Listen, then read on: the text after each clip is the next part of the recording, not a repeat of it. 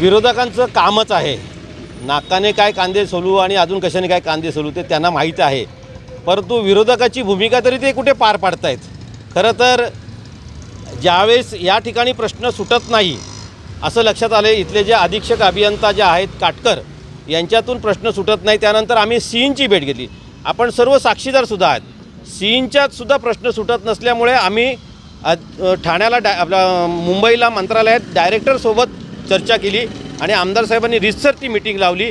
त्यामुळे बदलापूर शहराच्या ज्या काही अडीअडचणी होत्या, ज्या अधिकारी लोक सांगू इच्छित नव्हते किंवा सांगायची त्यांची हिंमत नव्हती, ते आमदार साहेब आणि मी स्वतःसुद्धा या बैठकीला हजर होतो। आम्ही सांगितल्या की सगळ्या अडीअडचणी काय आहेत, त्यातला थोडासा अभ्यास असल्यामुळं की किती सबस्टेशन, किती स्विचिंग स्टेशन आम्हाला बदलापूरला हवेत, कंडक्टर किती हवेत, त्याच्यानंतर अंडरग्राऊंडची जी सिस्टीम आहे ती कुठे कुठे असायला पाहिजेत, रोहित्र किती असायला पाहिजेत, या सगळ्या गोष्टी आम्ही त्यांना सांगितल्यानंतर त्यांच्या लक्षात आला, त्यांच्या कानावरती ही गोष्ट कुठचीच गेली नव्हती आणि तातडीने लगेच डायरेक्टर साहेबांनी निर्णय घेतला आणि बदलापूरला या सगळ्या गोष्टी दिल्या।